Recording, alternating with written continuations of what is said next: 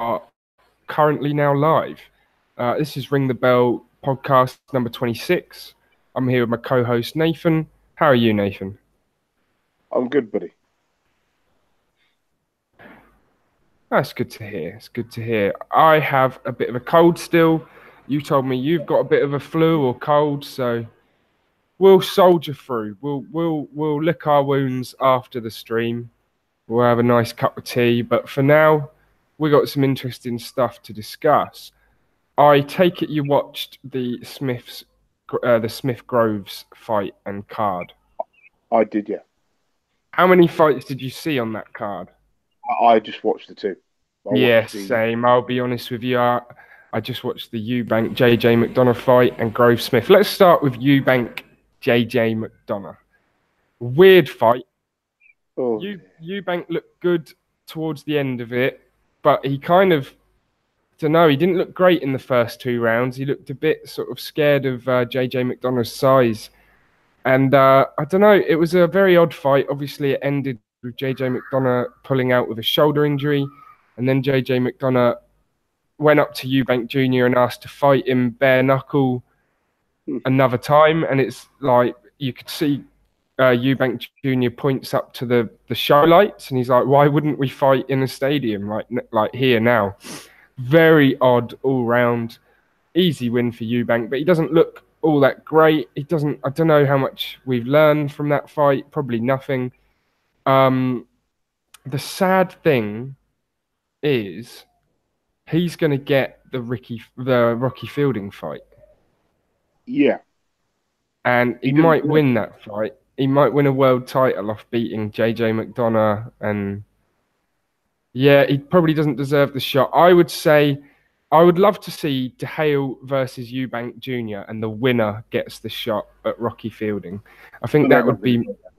No, but it would be more... The winner of that would at least deserve the shot sort of thing. So, yeah, it was a bad fight in my opinion. We knew it wasn't going to be great because it was made at late notice and very odd ending to the fight as well. Eubank is in an odd time in his career because of the defeats he had, but all the people he's lost to are all world-class fighters. You know, so you can't, be too hard on him, if you know what I mean. No, you can't. But so he can fight Rocky Fielding and win a world title, but that's as good as it will get for him at super middleweight. If I'm being truthful. If he was to face Callum Smith, it wouldn't go well. You get blown out. And so that brings us on to the main event. Callum Smith versus George Groves. Now, fair play to Callum Smith. I didn't expect this. I thought Groves just had the experience, had the wisdom. But that size difference, though. It's massive. That is the problem for anyone who's got to face Callum Smith at 168, is he's a giant. Groves is a big super middleweight. He's not a small super middleweight. He's always been on the edge of 168. He's always struggled to make weight. And Callum Smith looked like he was another weight class in there. It was ridiculous, wasn't it? At it was points, almost like a mismatch. It was in a way, and I think Callum Smith is just a freak. I think if he stays at 168, he beats everybody. But I just have a feeling that if he moves up to 175, he's not going to be as good. I just have this feeling because he's quite an ordinary fighter in that he's very ABC. He's very rigid, quite robotic. It's an old school, typical British game plan, proven by the fact his coach is Joe Gallagher, right? So you know what to expect from the style. And I think if he wasn't if he didn't have the weight advantage over guys, I'm not sure how good he'd be. He probably wouldn't be. Is it a fair? I think that's a fair question, isn't it? Because, sorry, you first. Then you've got to compare people like Carl Fratch and Joe Calzaghe. How does he measure up to those guys? He's much bigger than those guys, isn't he? I think he'd knock them both out because of his size. This is the crazy thing about Callum Smith, right? Is I don't want to be too down on the guy. He's just won the World Boxing Super Series final. He's just won the belts. He's got the trophy. But he beat an old George Groves. You'd have to say you'd have to say that whilst he did beat an old George Groves, I don't really think that's too relevant. I just think it's all to do with the size advantage. So Yeah. if we're taking Gilberto Ramirez, who's also 6'3", is it likely that Callum Smith has the same success in a fight against the guy the same height and reach as him? I'm not so I'm sure. not really sure. I think he Hmm. could beat Ramirez, if I'm being honest. I think he could beat Ramirez. He could. I mean, he's got the left hook from hell as well. He clearly carries power. Um, so he could beat Ramirez. I think he could, but I just think he'd look a lot less convincing doing it. I think he's a bit like Tete of the 168, where he's just a freak. He's so much Yeah. bigger than everyone else around him that it's just almost ridiculous. Um, but yeah, great win for him. It was a good fight, really. He did fight tactically well. He didn't let Groves establish the range, didn't let Groves establish the jab too much. Obviously, Groves is going to land some jabs. He's got a very good jab. But really, Callum Smith was probably winning on the cards as well. But how would he do against James DeGale? He'd beat him, wouldn't he? He'd knock him out. He would now. I think the old James DeHale that fought, fought against, who was the guy he fought? Yeah, and the guy he fought in Canada as well, Butte. That James DeHale would run Callum Smith very close. The current James DeHale probably doesn't. And I don't think Eubank Jr. does. I think Benavidez is an okay fight, but it's not. That's another problem for him, is that really Callum Smith has, this tournament has sealed up the 168 division. And other than Benavidez and Ramirez, which aren't the biggest money fights, there's not a lot left out there at 168 for Callum Smith to bother with. Maybe as Cat's guy, but as Cat's guy doesn't really bring the money or the big name either. So it's. But there's no point of him unifying, really, is there? I don't think there is personally.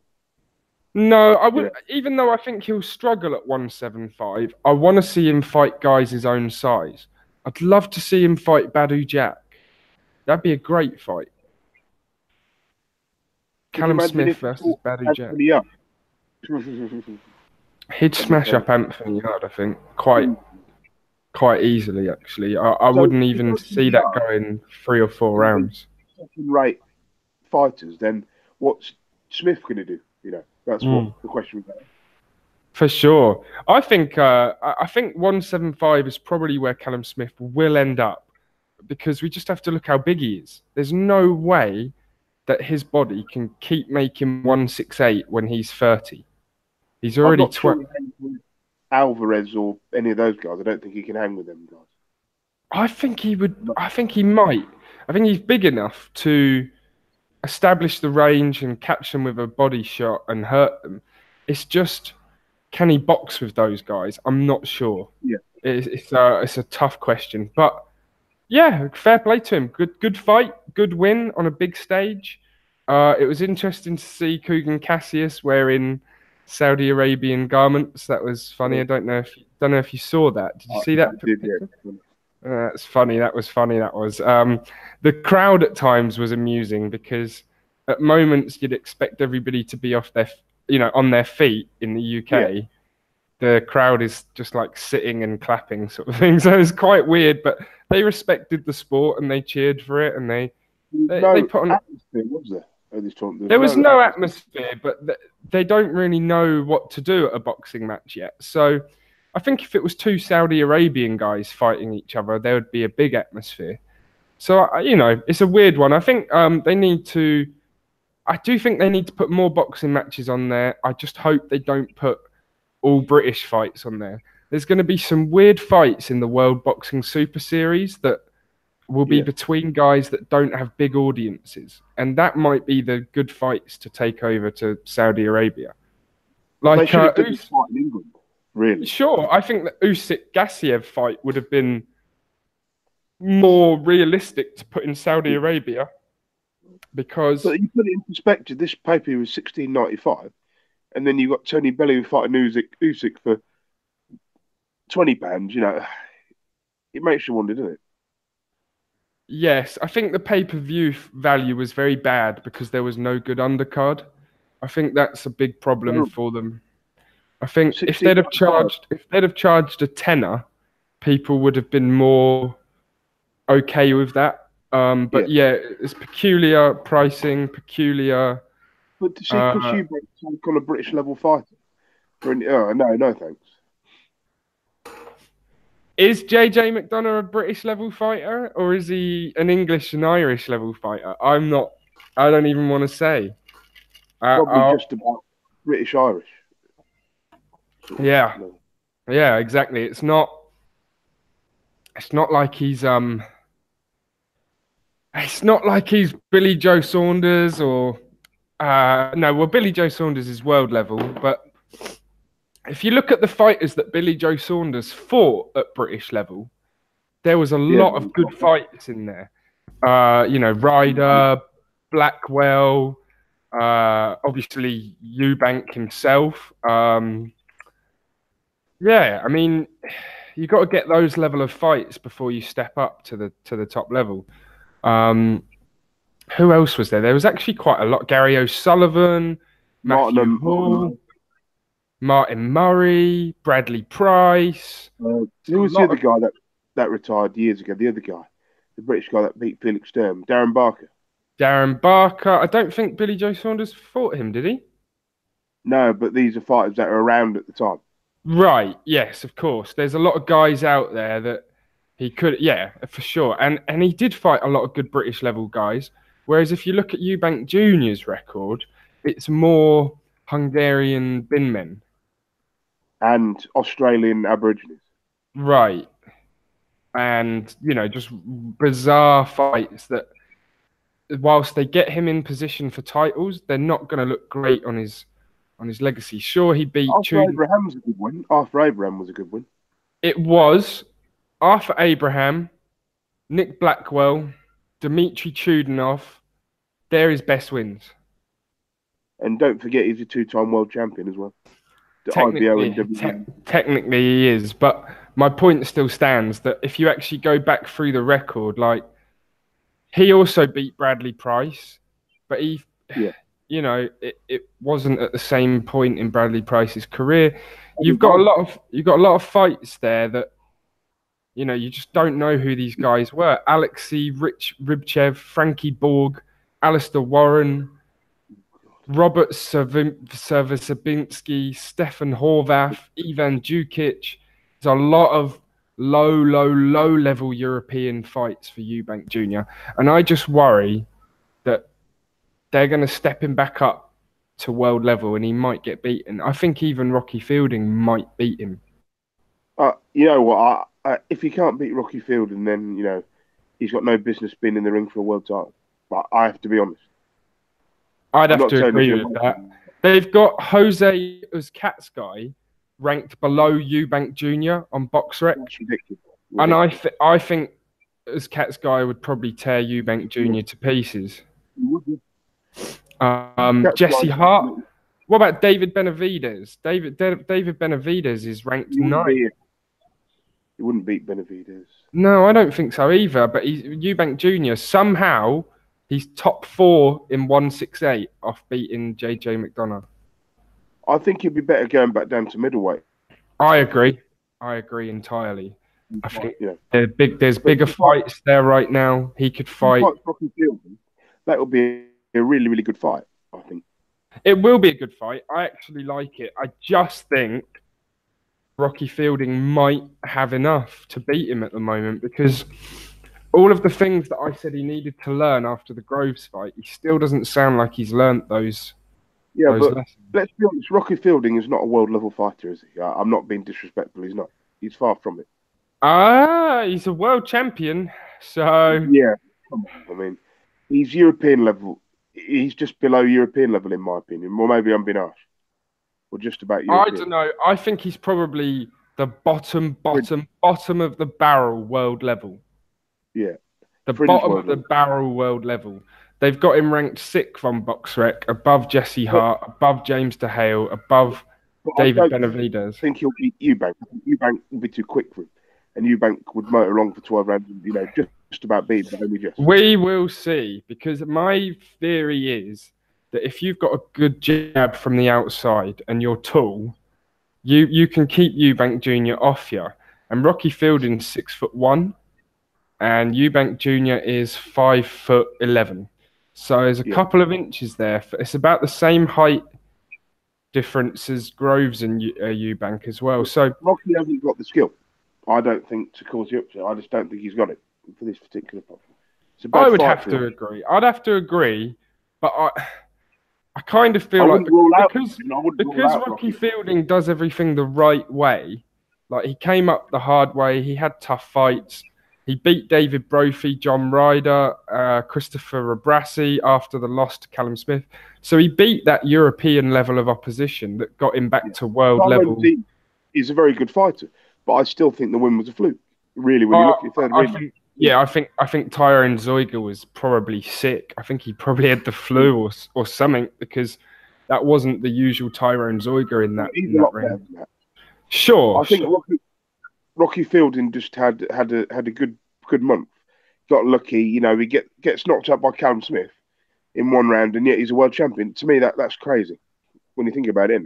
Crazy. Well, it is crazy in some ways, but there's also, you do have to remember that, I mean, James DeHale was beaten by Groves and went on to be a world champion. I mean, you can lose to a top guy and then still be good. We've got to remember what Smith just did to George Groves. I mean, Callum Smith just annihilated George Groves, essentially.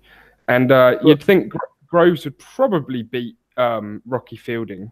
Yeah, but this stupid WBA, they're so stupid. I can't take them seriously. This world title, it's not a world title. It's ridiculous.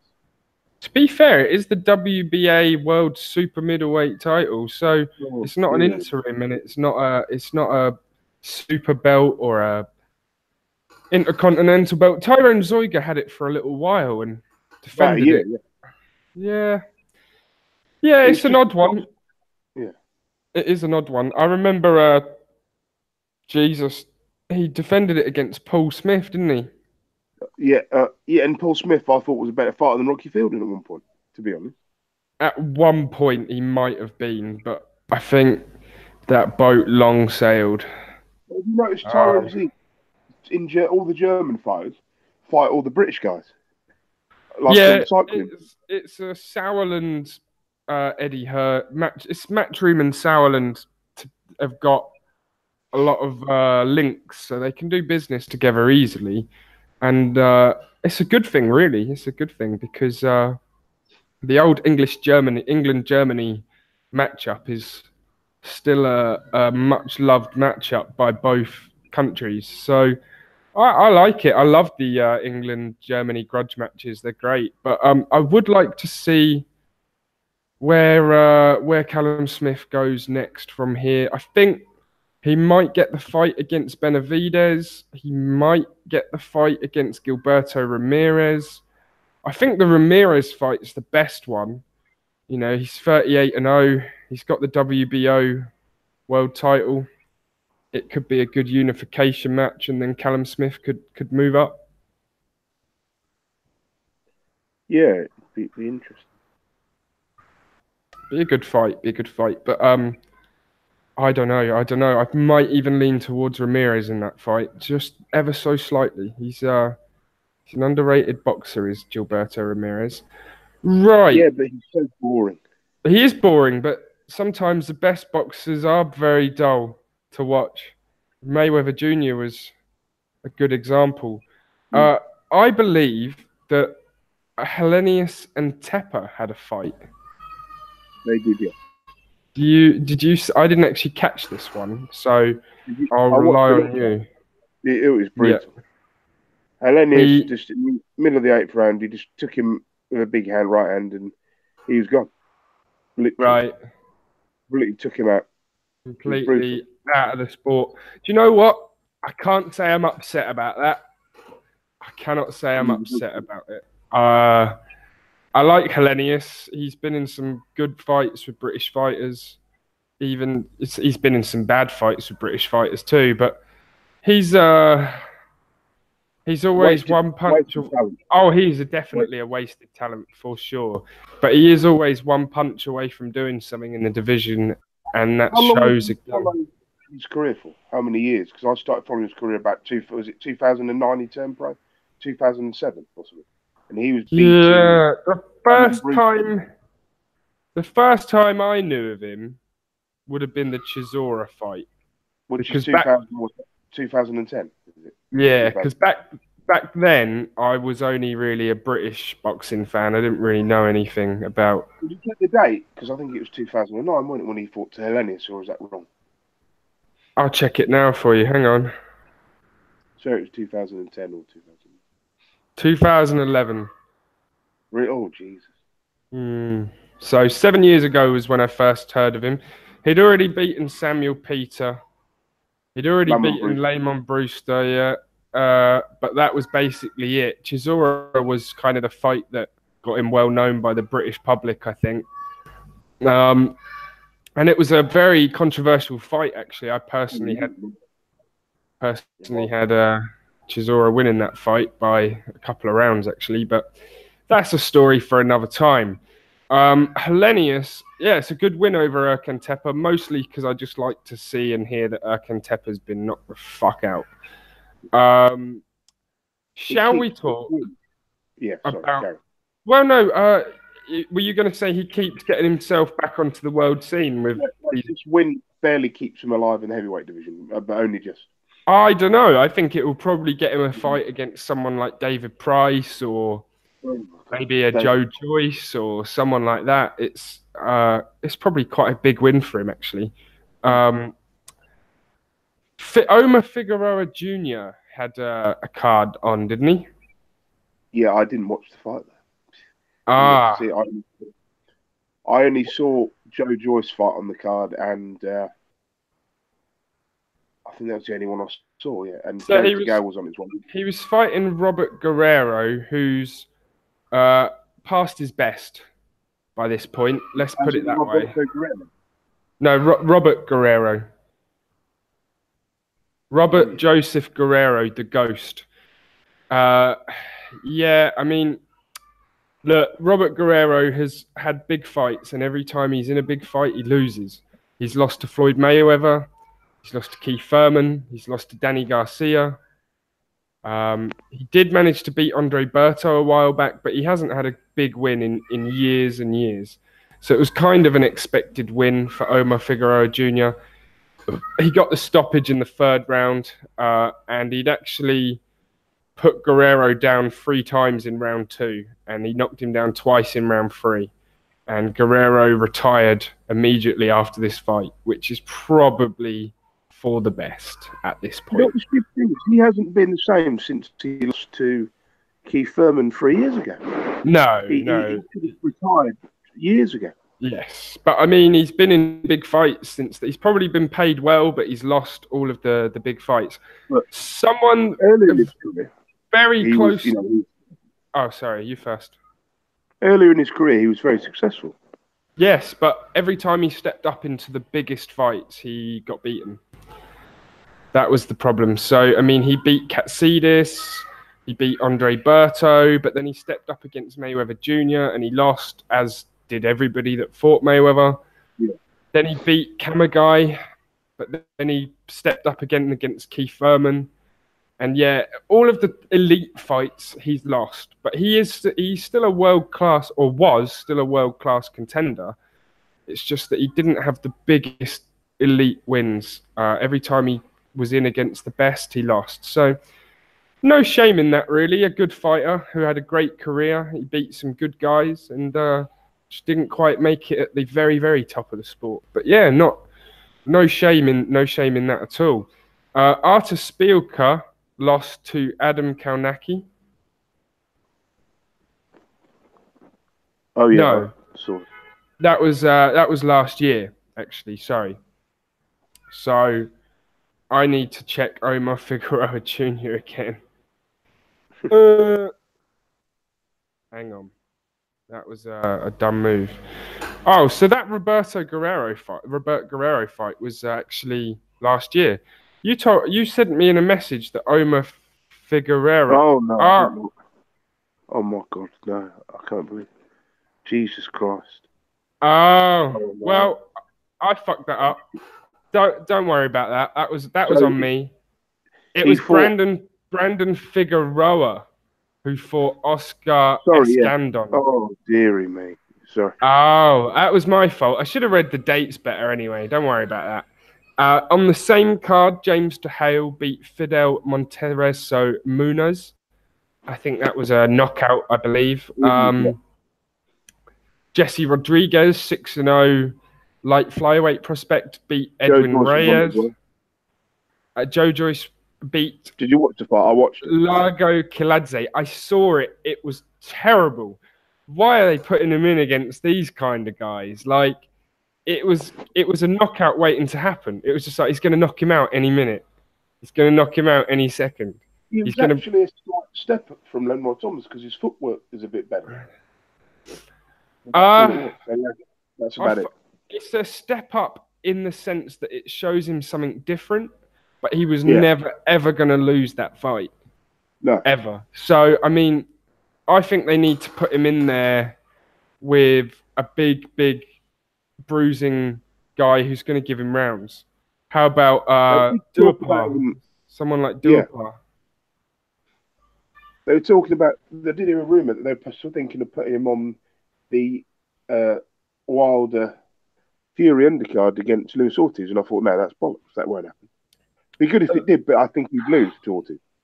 I think he might beat Ortiz. I don't rate Ortiz very highly. I think Ortiz 6 years ago was a good boxer. He was very quick, but nowadays he's lost so much of that speed that I think eventually Joe Joyce would break him down. I actually think Joe Joyce is good enough to have that fight, but I don't think they'll put him in it next. I think they'll probably... You know what I think will happen in the next 6 months? He will get a title shot at the Fresequendo if they don't sort out a winner. I've got a funny feeling he will get a shot at that belt. I don't know why, but I've got a funny feeling. He could win that belt quite easily, so... What? It wouldn't surprise you if they made it into the next fight, though, would it? No, it wouldn't be that surprising at all.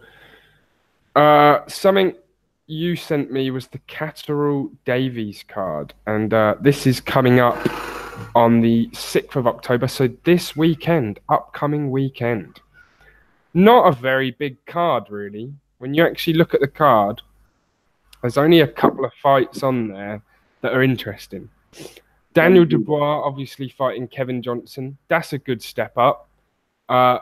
Maybe even, if Kevin Johnson loses this fight, there's no point in putting him in there with Joyce, but someone like a Kevin Johnson would be good for Joe Joyce. You got Leon Woodstock versus Archie Sharp, 11-0 versus 13-0 for the WBO European Super Featherweight.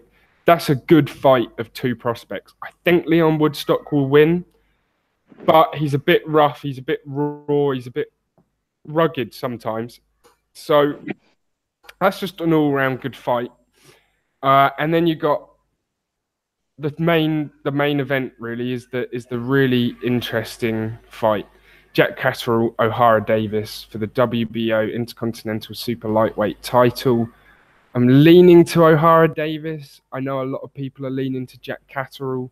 It's a great fight, isn't it? I mean, the winner of this is going to go on and get a world title shot. The loser of this is got to go back to British level, really, haven't they? I think O'Hara thinks more. He's better than what he is. I've always believed that. He's talented, but for me, there's something missing with him. Yeah. I can't feel it. We'll have to wait and see. I kind of know what you mean. He definitely thinks he's better than he is, but I still think he's pretty fucking good. On social media. I still think he's pretty fucking good though. So even if you think you're better than you are, as long as it's not by too much, you're all right, really. But yeah, Jack Catterall was very down to earth, very level-headed. That might serve him well in this fight. O'Hara Davis might uh, just get sort of overwhelmed by the situation and let it get to him. What will happen is Cattle will beat him. I just don't think O'Hara Davis is mentally strong enough. We'll see. I think it's possible. I think you're very, very possibly right. There's something in his armour that's missing. When the pressure gets on it, he can't take it. So I think as soon as he puts pressure on him, he won't be able to take it. I think that's possibly true. Did you see Lucas Brown's brutal knockout of Julius Long?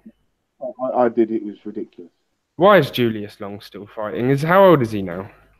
He's 40. He's 42. 41, yeah, 41, 42. Yeah, he shouldn't be fighting in fights like that. It was a good knockout, but you'd expect him to knock someone out like that in the first round, wouldn't you, really? Yes, and then he came out and called out Kownacki and Dave Allen. Now, Dave Allen I can understand, because Dave Allen, Lucas Brown is quite a close fight, I think. Kownacki will beat the ever-loving shit out of Lucas Brown for 12 rounds. And he'll put Kownacki's a freak, mate. He has the most stamina other than apparently Dillian White of heavyweight. Him and Dillian White share the record for most punches thrown in a round in heavyweight. And it's scary because he's actually quite tubby and fat. But he looks in worse shape than I do. And I'm not a professional. Yeah, for sure. You know, it's embarrassing that he looks that way, really. I don't think it really is. I don't think it matters too much because as long as you're winning, as long as you throw in the punches, like if he was the most lazy heavyweight and he was fat, it'd be a problem. But because he's obviously got the stamina, he throws the most punches all the way through the fight. He has I think his average punch per round is 147, which is insane for a heavyweight. It's like middleweight numbers. It really is crazy. So he's very limited, though, isn't he? He's very limited. I don't know. How limited is he? He's got no defense for a start. He walks through punches. He's not gonna have a long career. He's gonna have a very short career. The way he's going. I don't know, man. I like him. He seems to be doing the right things. He's got a good knockout percentage as well, 78% knockout. So I think he's got a bit of power. So it tells you kind of how good he is. Yeah, I think he's a good fighter, man. I think he's actually slightly underrated on the world scene. He's number 9, and I think he's probably better than Dominic Breazeale. Or to be fair, the guys above him are all very, very good. So maybe he's not underrated. But you thought he didn't knock Charles Martin out quicker, wouldn't you? Really, to make a point. No, you don't need to. I suppose as long as you win the fight. He did knock out Artur Szpilka in quite a crazy way, and I don't know, man. I like Kownacki. I think he's actually got something to offer the heavyweight division that's a bit different because he just throws so many punches. I think that's actually a tough thing to deal with for someone for Dillian White, for example. Dillian White versus Kownacki. Now, I'd expect Dillian White to win, but I think it'd be a horrible, horrible, drawn-out brawl of a fight. It'd be good to watch. If it got really bad, I think Dillian White would win. Yeah, I think Dillian White would win that fight. Got better defense for sure, but I just think it would be a good show. I think it would be a good scrap, no doubt. Derek Chisora, Kownacki too, be good fights because they'd just stand there and train. Kownacki to win Against Chisora? I don't know. After what Chisora did to Takam, I think you've got to be careful because Chisora could just knock out Kownacki. So it depends. I would pick Kownacki, yes, but there'd be good scraps. Chisora only performs when he feels like it, basically. True. So Kownacki would have to say some crazy shit to get him riled up. Yeah. But what do you think about Dillian White and Chisora fighting? Do you think that's a sensible fight? I think it's a business sense. It makes a bit of sense. But why have a tough fight like that with an all 12-round brawl when you've got a world title shot? It makes no sense. because Beating he knows something that I think the rest of us have missed out on here. Derek Chisora. I think, well, no, I think Eddie Hearn. What's going to happen is if Wilder and Fury are fighting in December and AJ's fighting in April, that takes the top 4 guys, Fury, Wilder, Joshua, Povetkin's already just been beaten, out of the equation. Yeah. And so the only other real fight that sells or makes money, there's 3 of them. Jarrell Miller, Luis Ortiz, Derek Chisora. Now, the easiest of those 3 fights is actually Derek Chisora, and it probably makes the most money because of the British pay-per-view. So I think that's what they thought about there, is that there's no other real option that makes the most sense. They've forgotten 2 things. That fight took place 2 years ago. Dillian White is vastly improved, and Derek Chisora is not the same fighter from 2 years ago. You know, I believe that. Is he or isn't he, though? Because here's the thing. Against Takam, or he looked like he might be a new fighter. Against Ajit Kabayel, sure, he looked awful. That's the weird thing with Derek Chisora. I expect Chisora to be up for a big British barnstormer. I think it'll be a close fight. I think Dillian White will probably win it by 2 rounds or something like that. Just to fight how he fought Joseph Parker. He could win it, no problem. You know, why take risks? What if you're fighting for world titles? Dillian White, if he fights, he can't fight like he did in the first fight because it made no sense. Sure, but he loves a good scrap. It's very possible that this not good for your health. They're not good for your career. Those sort of fights. They're not. I agree. Take years off your career, but if you're getting paid well enough for it, it might be worth it anyway. Look, Dillian White's just headlined a pay-per-view against Parker. He's got another opportunity to headline a pay-per-view, and I think he's going to want to take that because I think he hates being in AJ's shadow. So if he can headline his own show, I think he's quite happy with that. I would rather he moved on and got away from the British European level type fight and just fought, you know, someone a little bit different. Someone, you know, a different name. But who? Jarrell Miller, Luis Ortiz, Dominic Breazeale, Bryant Jennings, Christian Hammer. It's not as interesting as it sounds. I actually think the Chisora fight is, for now, for the timing, for the right moment, the right time, you might as well just make this fight, get it over and done with, and make the Dillian White AJ fight in April, because I think what's going to happen with Wilder Fury is it's going to be a close fight. No matter what happens, it's going to be a close fight. And I think we might see a rematch. And if we see a rematch, then Dillian White will be in line for the AJ fight. Yeah. If there's no rematch, I think AJ will probably fight the winner. But it all depends. Is he's had his career rebuilt since that Joshua lost 3 years ago. He's done far more than what anybody expected him to do. He's won fights he wasn't supposed to win. Yes, but here's the big problem. I think he loses to AJ again. As much better as Dillian White has gotten since then, AJ has also gotten better since then. And I don't think Dillian White has closed the gap enough. I'd much rather see Dillian White fight Wilder, Miller, Ortiz, but none of those guys, other than Wilder, none of those guys have a world title. So you can understand why White wants to fight Joshua, because Joshua's got all the belts, most of the belts. In any other era, Dillian White would be a world champion. In any other era, in most other eras, in some eras, he is a world champion caliber fighter. I think specifically, if he was around in 2002, 2003, when Klitschko, just before Klitschko came aboard, when Lewis retired, he would have won a world title. Yes, around that. Before Klitschko, I think he would have struggled with Klitschko because of the same reasons he struggles with AJ, the height, the jabs, stuff like that. But I agree, Dillian White is a very good fighter. He probably would be a world champion in most eras. I think he still could be a world champion in this era. Just don't think he'll beat AJ. But I think he wins a world title.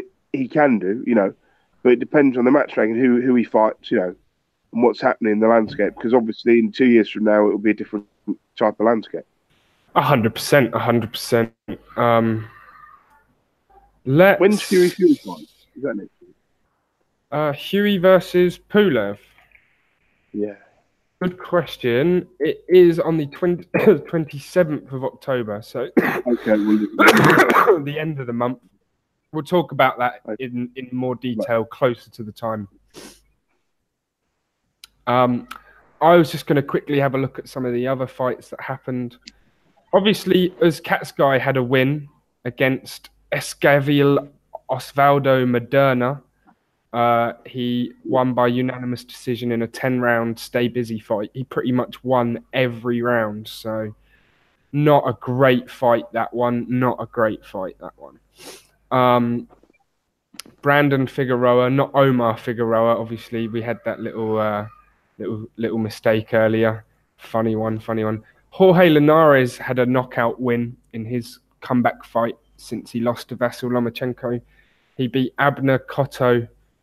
And it wasn't a great fight, apparently, but it was a good comeback win for Jorge Linares. Might even see him, maybe get to see him fight Luke Campbell for a vacant title in a rematch. That's a very real possibility if Mikey Garcia drops the belt and moves up. So, as for this week, there's not a great load of fights coming up, but I think one of the first fights of the World Boxing Super Series, Kirill Relik fighting Edward Troyanovsky. Oh, easy fight for him.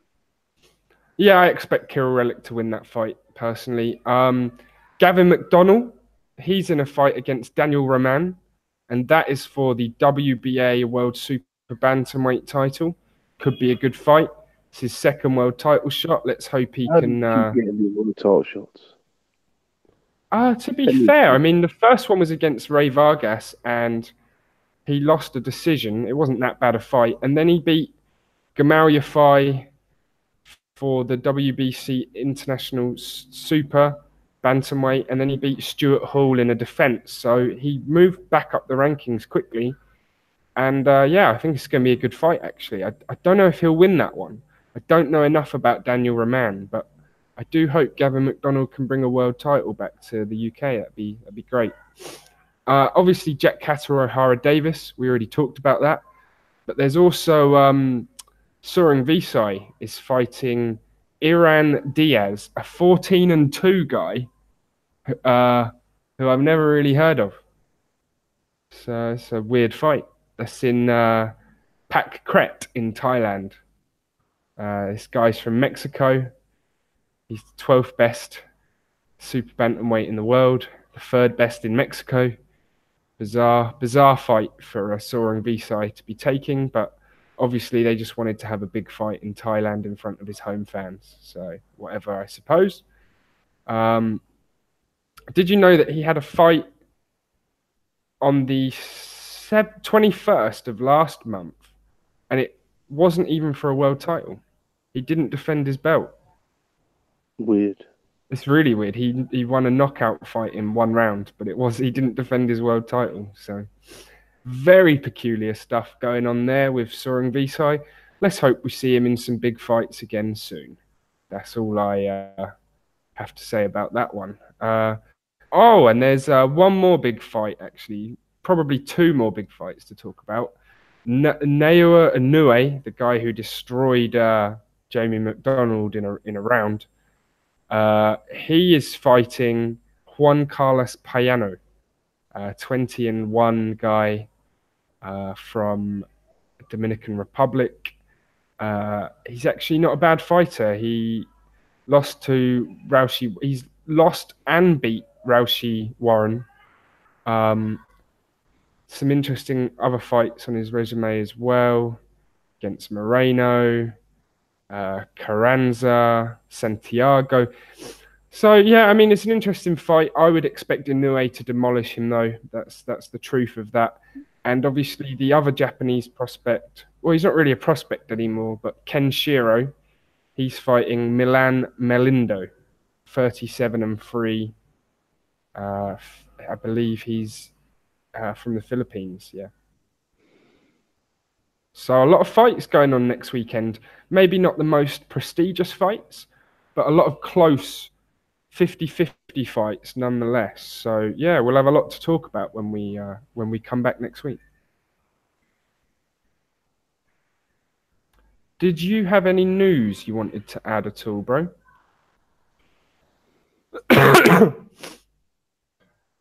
Hello? Hello? Oh, I can't actually hear you anymore, bro. So I'll just start reading through the news, I suppose. HBO have ended their 45-year link with boxing. Crazy stuff. You all right there, bro?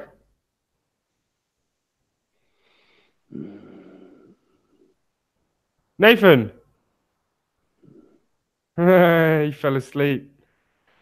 That is funny.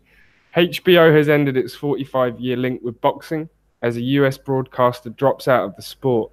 Emergence of competition from streaming platforms such as DAZN, ESPN, sees the broadcasting giants synonymous with the sport step away from screening fights in the future. HBO have been synonymous with the fight game in the US ever since they screened Joe Frazier's stunning knockout defeat to George Foreman in 1973. The channel's bosses have decided to call an end to the 45 years covering some of the biggest title fights in history and switch their focus to sporting documentaries instead. Wow. So I like the 30 for 30 ESPN documentaries. I liked the HBO sports documentaries I've seen so far. But dropping out of boxing, wow. What a fall from grace. HBO was the #1 boxing provider in the USA for a very long time, and now no more boxing on HBO. To be honest with you, as a Brit, it's probably hard to understand just how much this is a change to the order of things. But as a boxing fan, I kind of understand and I kind of get it. It would be similar to Sky Sports dropping boxing right now. It would be very, very peculiar outcome indeed. So yeah, it's an interesting piece of news. Obviously, I wanted my co-host here to discuss Billy Joe Saunders' recent drug tests, but I think he's fallen asleep, as you can hear from his light snoring every now and then. So I will discuss this quickly.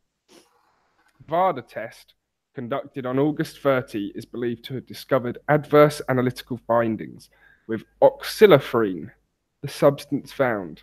The stimulant, which is also chemically linked to asthma medication ephedrine, is only banned under the World Anti-Doping Code in competition. Therefore, Saunders would not have failed a drug test if it was conducted by UKAD, because he has not breached their rules or the rules of the BBOC by ingesting the substance while out of competition. In Britain, in competition is only considered the evening of a professional contest, and anything before that is out of competition. It's actually 12 hours before the fight. In competition is 12 hours before the fight starts. So technically, it's not just the evening before. It's sometimes the same day. It's 12 hours before the fight. Anyway. A statement from Saunders' promoter claimed he ingested the stimulant through a decongestant nasal spray. Possible, but unbelievable a little bit. I think Billy Joe Saunders was probably taking it recreationally. Saunders is believed to have been tested 4 times by UKAD this year, the latest being 4 days ago, and the tests have all so far come back negative. So clearly, VADA, WADA, UKAD, and USADA, these fuckers need to sit down and meet with each other and fucking agree a uniform set of rules. Because you can't fail for WADA and pass for UKAD. That's stupid. It just makes the whole thing look like a farce. So these governing bodies need to get together, these anti-doping agencies, and and put together a set of rules that they all agree on. It's real simple stuff. You can't have some people obeying these rules and other people obeying different rules. It just makes it look fucking stupid. So let's hope they get together and sort that out, because I just find that to be ridiculous. Absolutely ridiculous. I'm probably going to leave it there for now, actually, because there's a lot of stuff coming up next week, and I'm still a little bit sick. So I will catch you all soon. Please leave a like, subscribe if you want to hear us talking about some of the big fights next week. Kirill Relik, Daniel Roman, Gavin McDonald, Jet Catterall, O'Hara Davis. Some big fights on the horizon. And the week after that, Saunders Andrade, Rodriguez Maloney, James Tennyson, Tevin Farmer, Masternek Dorticus. Some big fights coming up in the next couple of weeks. In fact, there's boxing on every week from now until Christmas. So please do leave a like and subscribe to the channel if you want to catch our thoughts on those fights. Peace out, everyone. Catch you soon.